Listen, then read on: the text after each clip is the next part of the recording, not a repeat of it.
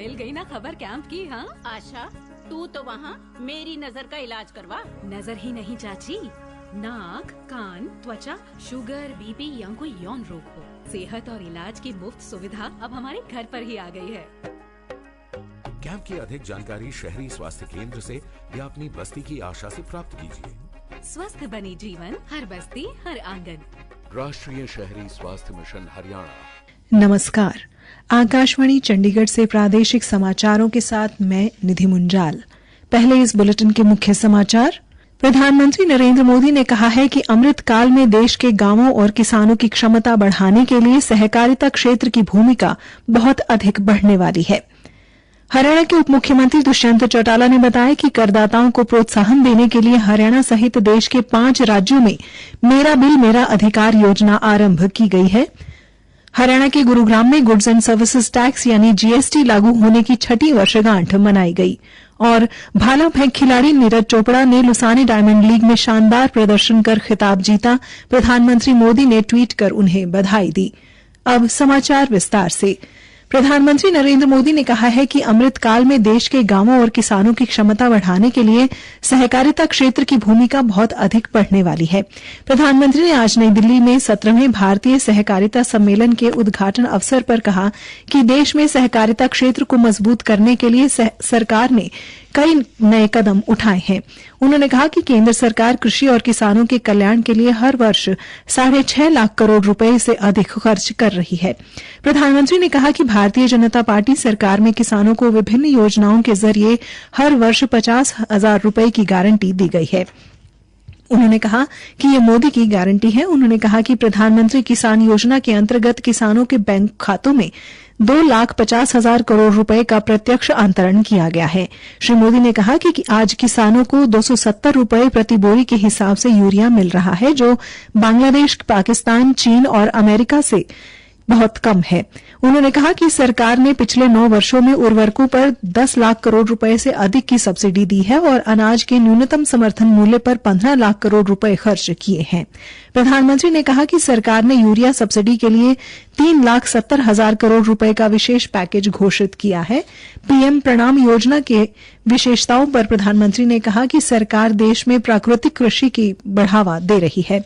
इस अवसर पर सहकारिता मंत्री अमित शाह ने कहा कि प्रधानमंत्री नरेंद्र मोदी के दूरदर्शी नेतृत्व में एक अलग सहकारिता मंत्रालय गठित किया गया है। उन्होंने कहा कि मंत्रालय के गठन से सहकारिता क्षेत्र में कई बदलाव संभव हो सके हैं। हरियाणा के उप मुख्यमंत्री दुष्यंत चौटाला ने कहा कि करदाताओं को प्रोत्साहन देने के लिए हरियाणा सहित देश के 5 राज्यों में मेरा बिल मेरा अधिकार योजना आरंभ की गई है। इस योजना के तहत उपभोक्ता को सामान की खरीदारी की रसीद पोर्टल पर अपलोड करनी होगी और 30 करोड़ रुपए के कॉर्पस फंड में ड्रॉ ऑफ लॉट्स के जरिए उपभोक्ताओं को इनाम भी मिलेंगे।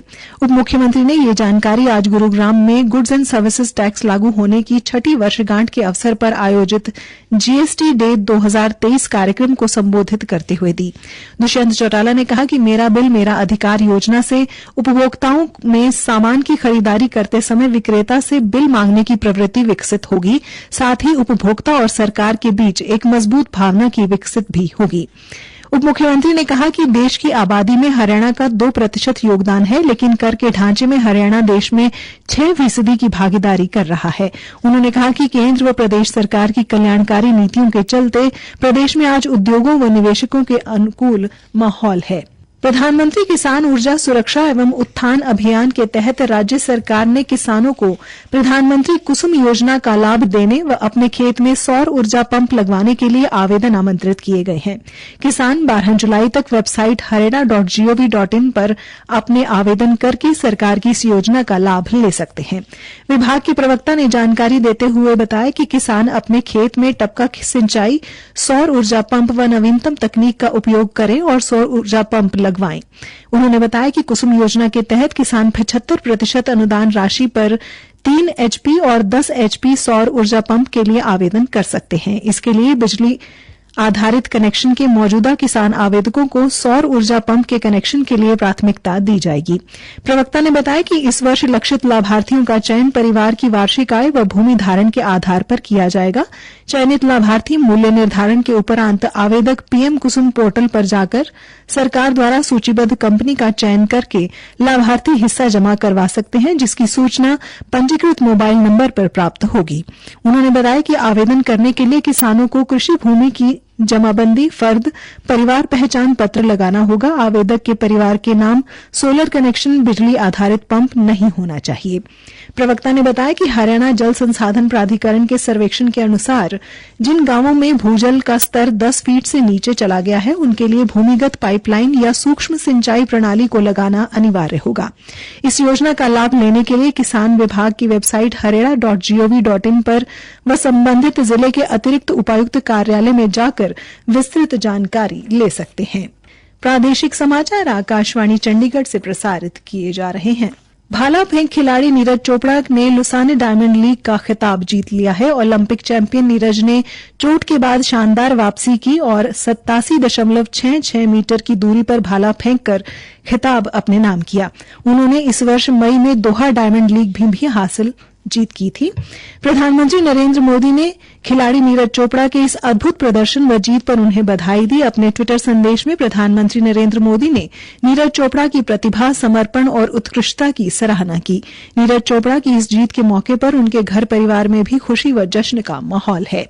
हरियाणा के कृषि एवं पशुपालन मंत्री जेपी दलाल ने कहा कि किसान की आय बढ़ाने में पशुपालन और मछली पालन का अहम योगदान है। भिवानी जिले के कस्बा बहल के ज्ञान केंद्र भवन में हरियाणा पशु विज्ञान केंद्र की शुरुआत करने के उपरांत उपस्थित लोगों को संबोधित करते हुए उन्होंने कहा कि इस केंद्र के वैज्ञानिक इलाके के पशुपालकों को नई तकनीकों की जानकारी देकर दुग्ध उत्पादकता बढ़ाने तथा पशुओं की नस्ल सुधार, उनके जीवन स्तर को ऊंचा उठाने का काम करेंगे। उन्होंने कहा कि इसके लिए बजट में भी कोई कमी नहीं रखने दी जाएगी। इस दौरान कृषि दमदौरा, गिगनाऊ, बरालू, बदड़ू सहित अनेक गांवों का दौरा किया और लोगों की शिकायतें भी सुनी। हरियाणा के श्रम मंत्री अनूप धानक ने कहा कि राज्य सरकार पूरे प्रदेश में बिना किसी भेदभाव से हर क्षेत्र में पर्याप्त मात्रा में पेयजल एवं सिंचाई सुविधाओं के लिए पानी की आपूर्ति करने के लिए निरंतर प्रयासरत है। श्रम मंत्री अनूप धानक आज उकलाना के भाखड़ा नहर से पीने का पानी लाने के निर्माण कार्य का शुभारंभ कर रहे थे। लगभग 6 करोड़ 45 लाख रुपए की लागत से भाखड़ा नहर से पीने का पानी की पाइपलाइन बिछाई जाएगी और नहरी पानी का भंडारण करने के लिए भाखड़ा नहर के पास खेतों में एक वाटर टैंक बनाया जाएगा। इस बड़े ड्रीम प्रोजेक्ट से उकलाना शहर, गांव व आसपास के क्षेत्र के लोगों की वर्षों पुरानी मांग पूरी होगी। श्रम मंत्री अनूप धानक ने कहा कि इस क्षेत्र में नागरिकों को ट्यूबवेल से पेयजल सप्लाई की जा रही थी। इस परियोजना से पीने के पानी की समस्या का स्थायी तौर पर समाधान होगा। कृषि एवं किसान कल्याण विभाग के अतिरिक्त मुख्य सचिव सुधीर राजपाल ने कहा कि चौधरी चरण सिंह हरियाणा कृषि विश्वविद्यालय में संचालित कृषि प्रौद्योगिकी सूचना केंद्र के माध्यम से किसानों की समस्याओं का वर्चुअल समाधान किया जा रहा है। केंद्र की सेवाएं पूर्ण रूप से किसानों को समर्पित है। इसके शुरू होने से हरियाणा के किसान व पशुपालक घर बैठे अपनी समस्याओं का सटीक समाधान प्राप्त कर रहे हैं। कृषि एवं किसान कल्याण विभाग के अतिरिक्त मुख्य सचिव सुधीर राजपाल ने आज हिसार कृषि विश्वविद्यालय के कृषि प्रौद्योगिकी सूचना केंद्र का दौरा कर केंद्र में किसानों को मुहैया करवाई जा रही तमाम गतिविधियों से लेकर व्यवस्थाओं के बारे में विस्तार से जानकारी ली। अंत में मुख्य समाचार एक बार फिर। प्रधानमंत्री नरेंद्र मोदी ने कहा है कि अमृत काल में देश के गांवों और किसानों की क्षमता बढ़ाने के लिए सहकारिता क्षेत्र की भूमिका बहुत अधिक बढ़ने वाली है। हरियाणा के उप मुख्यमंत्री दुष्यंत चौटाला ने बताया कि करदाताओं के प्रोत्साहन देने के लिए हरियाणा सहित देश के 5 राज्यों में मेरा बिल मेरा अधिकार योजना आरंभ की गई है।